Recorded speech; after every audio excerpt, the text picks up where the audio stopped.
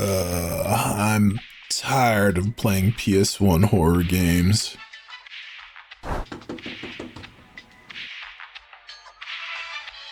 Well, how about you play some n64 games? Nah, I've already played every N64 game in existence. Even Let's... Yes, even Let's Smash Tennis, where you can take the clothes off the tennis players.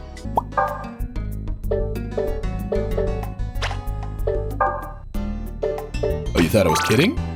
That's a Nintendo-approved game right there. But what if I told you a platformer game came out in 2023 intending to take its place amongst the big three like it's 1998 again? The big three platformers?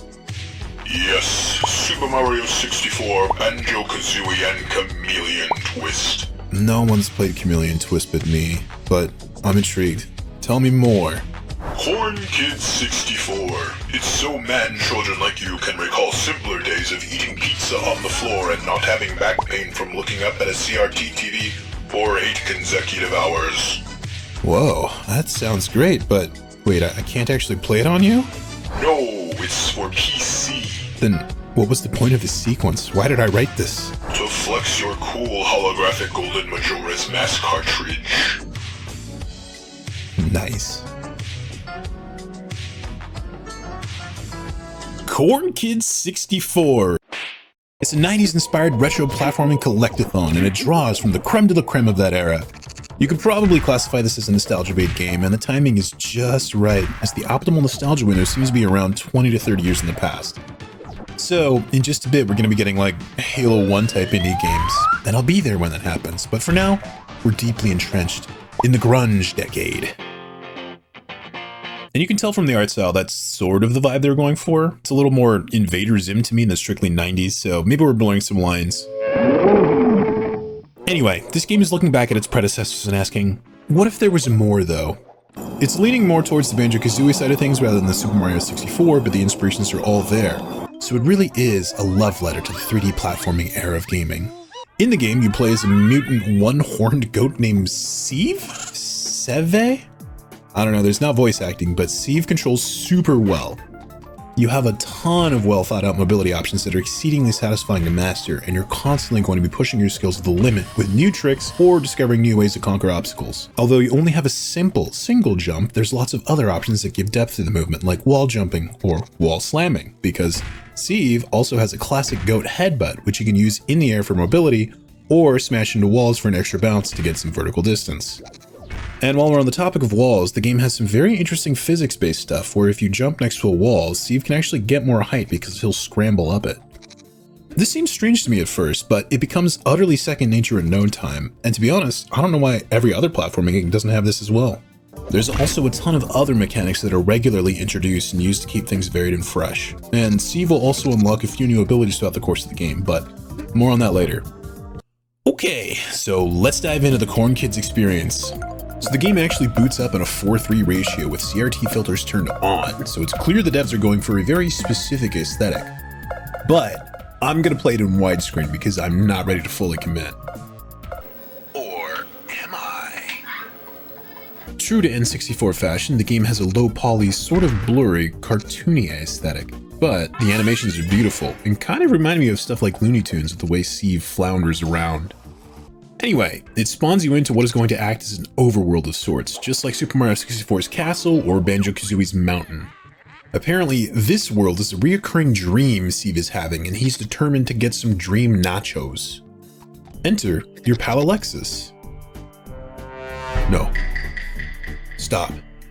Don't do it. No, seriously, I know how you goat act. Don't do it. She's just a kid.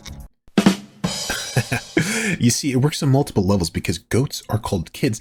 And listen, at least I didn't have an AI write this script. And since we're on the topic, no, I don't know why this game is called Kidz 64 and why they would choose a name that's one mistyped letter from putting you on an FBI watch list. FBI, open up! Alexis gives us like one line of dialogue to explain things. She claims that herself and Steve are mutant goat creatures that have corn powers.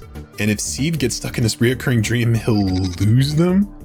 Look, story doesn't matter now, and it didn't matter back in the 90s either. What's the impetus for Mario to jump in those paintings, or Banjo to be a big dumb bear? Also, In paintings, I guess. Wait, I never put that together.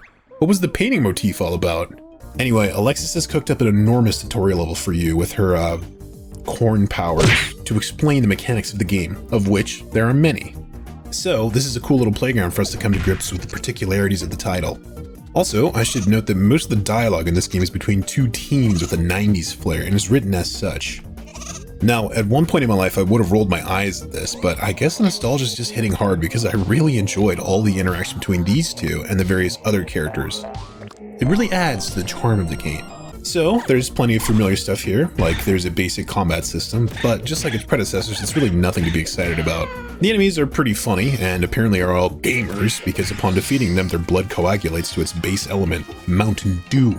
There's your classic air, ground, water mobility, except swimming actually doesn't suck in this game. Looking at you, Banjo. But, as mentioned earlier, this game has a particular emphasis on wall mobility. You only get one wall jump instead of the infinite amount of the Italian, but there's some stuff that bends the rules, like these wall jump pads that reset your jump.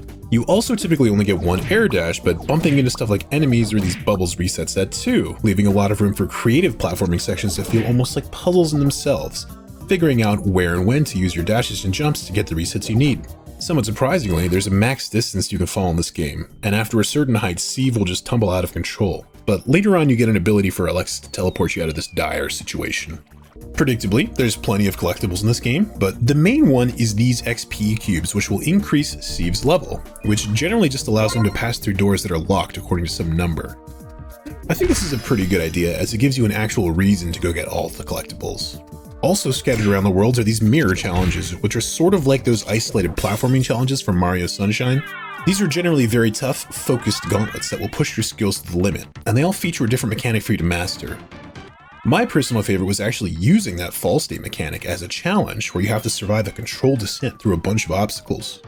Which sort of leads me to my next praise for the game, which is that in a world of indie games having half-baked concepts or mechanics, this game is the exact opposite. Every mechanic in this game is pushed to its absolute limit. Let's leave the tutorial level to see what I mean.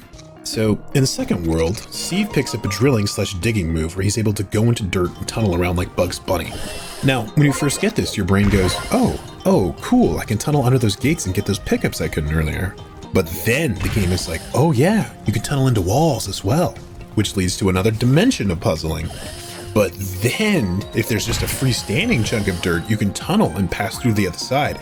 And then you'll have to mix all the platforming skills you learned earlier by tunneling through, clinging to the other side, then wall jumping away and drilling back through. The point I'm trying to make is that every mechanic and ability is pushed to its logical conclusion. That tutorial level we just left? Well, we'll have to revisit it like 10 more times when we've learned how to play better and get stuff we missed. This game has an incredibly satisfying mastery curve where the game is always pushing you to be better and more creative, and you're learning new stuff, playing better right along with it. Level design is one of those things that's sort of hard to critique. When it's good, you don't notice, and when it's bad, it just sticks out. But I have to credit this game for having fantastic level design.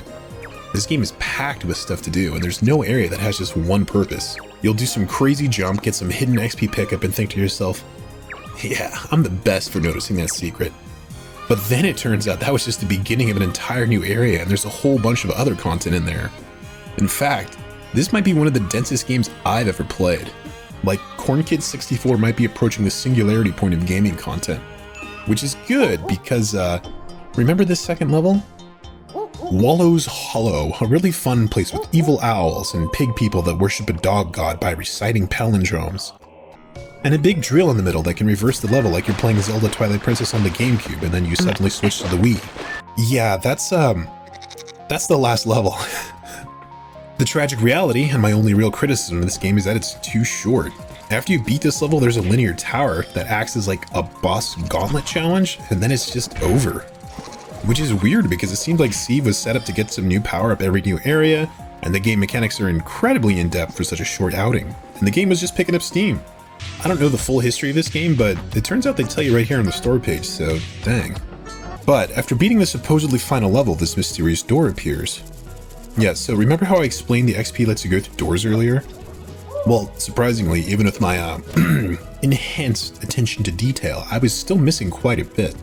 So time to go back through the game and really juice it. This actually took quite a while, and during my endeavors to milk this cow dry, I found yet another mysterious collectible, a void screw. Well, the answer to this must lie behind that door. So after a couple hours, I find that behind the door is yet another challenge tower, but this one is tough as nails. Corn Kidz isn't the hardest game I've ever played, but this final challenge had me swearing like a sailor. It's going to push every mechanic of the game, every skill you develop to its absolute maximum. I actually really admire how much the devs just went for it with this section. When you finally do reach the top, you get a clear screen, something you don't really see much of anymore. This is a respectable clear to be sure, but during our climb we picked up a few more of those void screws. What are they for? Is there even more to the game? Well, it turns out, yes, this game has some absolutely cryptic bullshit in it. I'm talking full-on schizo, esoteric, hidden knowledge secrets. In Wallow's Hollow, there's a formation on one of the walls that looks like a question mark, so clearly you're supposed to know to blow up the wall and enter this game's equivalent of the playrooms, which are another little mini level plus a place to use those void screws. And you can even use them to unlock the color blue. But we're still missing a lot of these. Where are they? The locations to these are some of the most absurd stuff I've seen in any game. I actually had to use a guide, which I secretly believe was written by a dummy account from the devs themselves, because who could have figured this out? Like, look at this one. In the tutorial level, there's a place where you can go out of bounds by making a really tight jump to land over a fence. When you go out of bounds, these sentient bubbles will chase you and kill you. But if you tunnel and hug the walls, you can just make it to this area where you have to do another difficult wall jumping challenge to get the screw. Then, back in the playgrounds with our screws in hand, you find, hey, wait a minute, is that Sybil from Pseudo Regalia? My other favorite N64 flavored platformer featuring a Go protagonist trapped in a dream to come out this year? Huh, it's been a good year for Go f***ers, I guess. Anyway, back here we find the final XP door with a 6, requiring literally every single XP pickup in the game, so back to the grind it is. Then, when we're really all done, you'll finally get the true ending of the game, which is mine to see for all my hard work. Well, that's Corn Kidz 64. I loved it. It's fantastic. Only flaw that there isn't more. So listen, I need you to do me a solid and buy this game. I really need the devs to get the support they need to make more, because I'm jonesing for another couple levels. Or, you know, Corn Kidz 2 or whatever. Anyway, buy this game. Also, like, comment, subscribe, do, and profit out.